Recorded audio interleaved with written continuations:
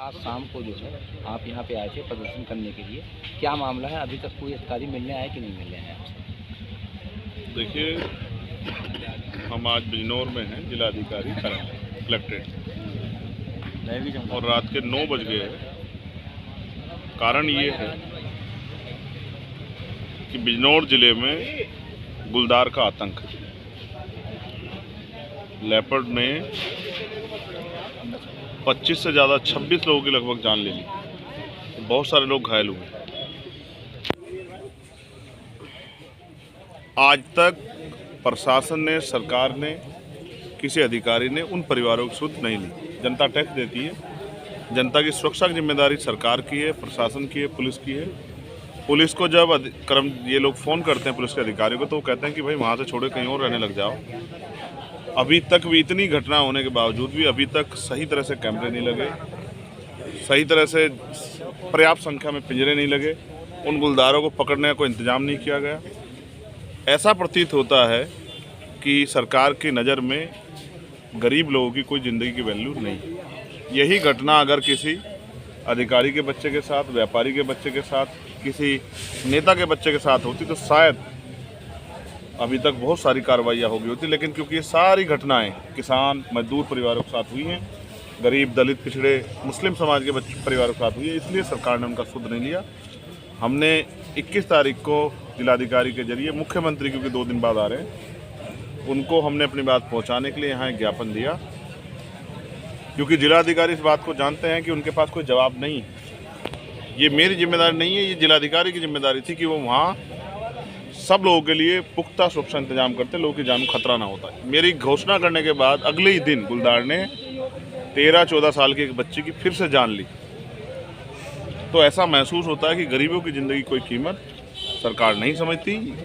सरकार इंसानों से कम जानवरों से ज़्यादा प्यार करती है, और उसके कारण गरीबों की सुनवाई ना करनी पड़े, इसलिए जिलाधिकारी महोदय मुँह छिपा के इधर घूम रहे हैं। यहाँ बहुत सारे अधिकारी आए जिन्होंने कहा कि आप हमें अपनी समस्या बताएं। मैंने उनसे एक ही बात कही कि मेरी जो समस्या है वो जनता की समस्या, और जनता की समस्या का कि जो उसका समाधान करने की ताकत है वो जिलाधिकारी के पास है। तो जिलाधिकारी को बुलाइए, कोई मुख्यमंत्री जी की सभा है, उसमें वो कहीं बाहर गए हुए थे, अभी वो आ गए। हमारे कार्यकर्ता उनसे, हमारे नेता लोग उनसे बात कर रहे हैं कि वो इस समस्या का उचित समाधान कर रहे हैं।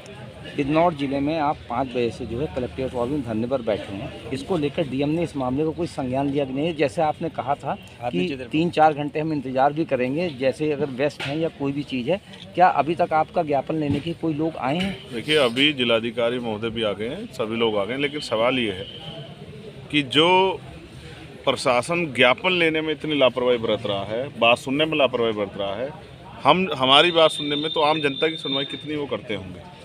हालात ये हैं, किसान पे वैसे ही पहले से इतनी मार है, प्राकृतिक मार है, समय पे पानी ना आना, समय पे ओला और तमाम तरह की मुसीबतें, उसके बाद जो है आवारा पशुओं की मार है, और अब गुलदार की मार, क्योंकि किसान अपने खेत पे जा ही नहीं पा रहे। मजदूर जिसके पास यही जीविका का साधन है, वो भी अपने खेत पे काम नहीं कर पा रहा। पशुओं को भी गुलदार उठा ले जा रहा है, बच्चे स्कूल नहीं जा पा रहे, लोग बेबस हो गए डर के साए में।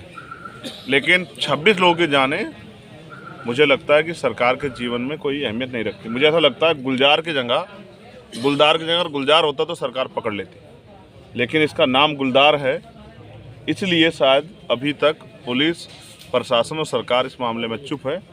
मैं चाहता हूं कि जनता की सुरक्षा का पुख्ता इंतजाम हो और जल्दी जल्दी वो गुलदार पकड़े जाए, और जो परिवार जिनके साथ तकलीफ़ हुई है, जिनकी जान गई है, उनको 25-25 लाख रुपए का मुआवजा मिले, और जो घायल है उनको 5-5 लाख रुपए का मुआवजा मिले। सवाल ये है, अच्छा, एक किसान मुझे मिले जिनके 23 साल के बेटे गुलदार उठा ले गया। एक महिला यहाँ रो रही थी, आई, उसकी 19 साल की बेटी, इसकी शादी तय, उसको गुलदार उठा लेगा, और नोच के गुलदार ने खा लिया। एक उंगली पे कांटा चुभ जाए, एक जरा सा कट लग जाए, उसमें इतनी तकलीफ होती है। उन माँ पिताओं से महसूस करो जिन्होंने अपने बच्चे खो दिए, और ये गूंगे बहरे बने बैठे हैं अधिकारी कर्मचारी। सरकार, ये चुप्पी तोड़नी पड़ेगी, जवाब देना पड़ेगा। लोगों की जान से नहीं खेल सकता गुलदार, और गुलदार अगर इन जान के लिए, मैं समझता हूँ उतना जितना जिम्मेदार गुलदार है, उतने जिम्मेदार प्रशासन और सरकार भी। अगर ये सही समय पर काम करते तो गुलजार लोगों की ज़िंदगी नहीं छीन पाता। अच्छा, कब करीब आपको 4.5-5 घंटे हो गए यहाँ धरने पर बैठे हुए, इसके बावजूद भी डीएम और साथ ही साथ जो है कप्तान अभी तक आपसे मिलने आया, इसको लेकर आपको क्या कहना है? देखिए, मेरी इस मामले को लेकर कप्तान से कोई शिकायत नहीं। अगर ये मामला उनके स्तर का होता तो मैं उन्हीं के दफ्तर के बाहर बैठा होता। मैं यहाँ इसलिए आके बैठा कि जिलाधिकारी महोदय ऑफिस से बाहर निकल के आए, आवास से बाहर निकल के आए और जवाब दें।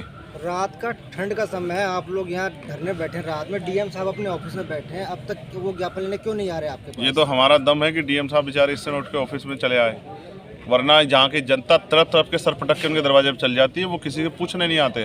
क्योंकि जिलाधिकारी को ये लगता है कि वो जनता के मालिक हैं, जबकि वो जनता के नौकर है।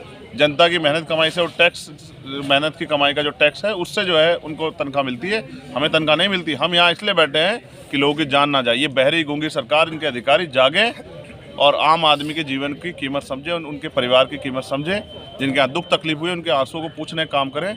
अगर ऐसे अधिकारी जिनकी संवेदना मर गई हो वो कुर्सी बैठे रहेंगे तो मुझे लगता है कि किसी गरीब को न्याय नहीं मिलेगा। उनको न्याय मिले, उनकी आवाज़ उठे, इसलिए मैं यहाँ बैठा और मैं बैठा रहूँगा जब तक यहाँ से कोई ठोस आश्वासन नहीं मिलता और जब तक यहाँ के जिलाधिकारी हमें ये आश्वस्त नहीं करते कि वो मुख्यमंत्री से इन परिवारों के लिए इस प्रस्ताव को आगे भेज के बात करेंगे। और कल से ही उन परिवार जो गांव में लोग रहते हैं उनकी जीवन रक्षा के लिए कल से ही ठोस कदम उठाए जाएंगे। अगर ऐसा नहीं होता तो हमारा धंधा चलता रहेगा।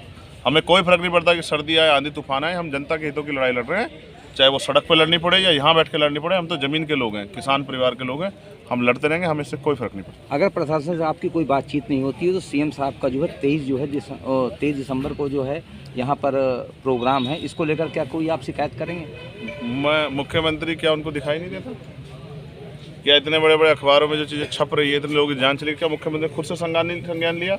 मुझे ऐसा लगता है कि मुख्यमंत्री को